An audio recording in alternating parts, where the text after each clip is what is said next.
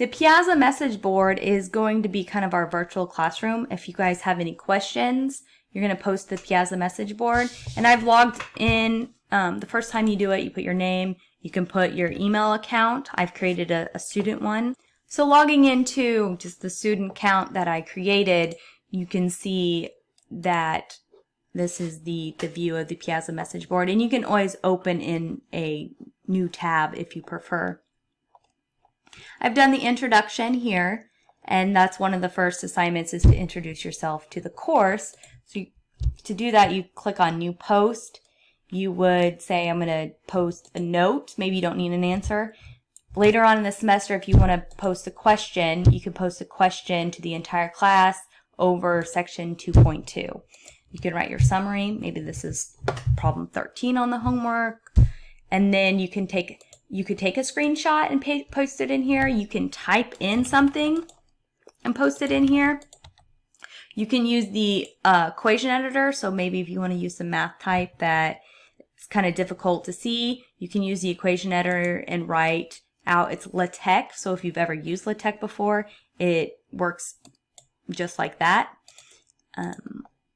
If not, you might learn a little LaTeX as you go. But I will try to answer your question as fast as I can. So I watch this a lot, and I try to get you an answer from me as quick as I can get to it. So everyone's going to have an introduction post, so this will be pretty busy the first couple of weeks, and then just depending on the content in the book and what's going on, if any questions pop up, this is the way that everyone in the course can see it.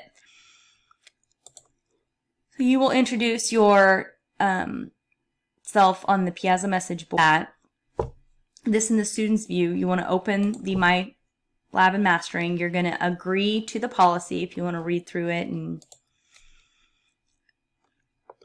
this is where, if you've already had a Pearson account, you can log into your Pearson's account. If you haven't, you can create one. You're going to go through and put all your information in. Please use your UMKC first name and your UMKC last name. So if you go by a different name or hyphenate it or abbreviate it differently, please use the one that you use UMKC has on file for you. Once you get into the course, it will look like this. And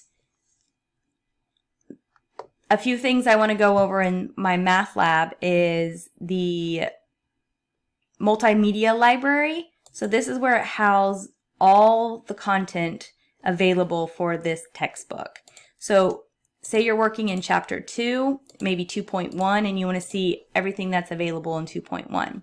Now you might have links to some of this within your homework, but if you're struggling with a relative frequency or frequency table, or cumulative frequency table, you can click on these video clips and it will give you kind of an overview of that objective.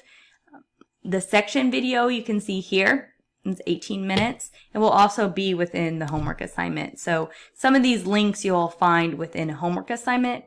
This is always a good place to start when you're looking at any content. It's the link to the ebook. It's very user-friendly. There's not a lot going on here. It's kind of like you're flipping through the book. You can print pages. You can bookmark it. You can, skip to different pages. And they also have hyperlinks to different things that are going on in the textbook. So you can, hyperlink to this video within the textbook.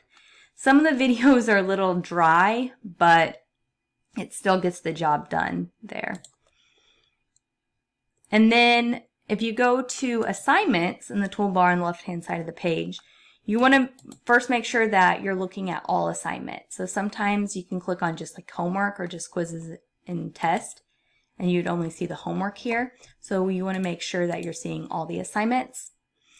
Going into a homework assignment, you'll see that the questions are blacked out at first. That means you have to click on the technology or the media before you can access the question. So statistics, and as soon as you click on it, you see you get that green check mark. You're getting a point for it. That way it's saying you have access to the lecture that's available for the homework. PowerPoint might be beneficial. And then some of it's the textbook, some of it's PowerPoints, and some of it's linked to examples or links to videos that explain objectives for the section. So once you've done all the media, then you can open the questions, and that's when you can start working on the assignment. Some of them are multiple choice, some of them are fill in the blank, some of them are graphing. You can always access the media again if you want to rewatch something within a homework assignment.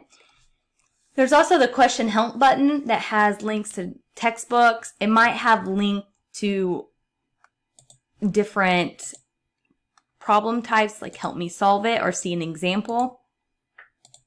See if I have a... So here's an example of a help me solve this or view an example. You can see if view an example, you can continue through it.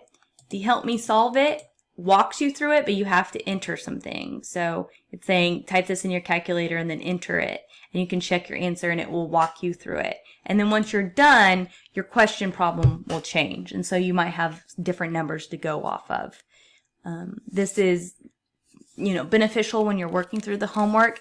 Don't rely on it too much. Make sure that you're understanding what's going on and you're looking at it for understanding and not just copying and pasting what they're doing and not thinking about it. Because as you go to take a quiz or an exam, you're not going to have these buttons, and you're going to have 10 problems that are generated that you're going to have to be able to complete before you get any feedback on the quiz. So the nice thing about the quizzes is you can take them unlimited amount of times, but you're taking a chunk. You're taking 10 questions before you get any feedback, where the homework gives you feedback question by question. So definitely try to go for understanding. In statistics, you punch in a wrong number and you get a decimal off. It can be very frustrating what's going on there. So please also keep the lines of communication open. I'm here because I want to see everyone be successful, and I'm not trying to make it where it's impossible to do that. I try to give you every opportunity to learn the material and be successful in this course. So that's all I kind of wanted to go over in this video. If you have any other questions, please let me know, and I wish everyone a great semester.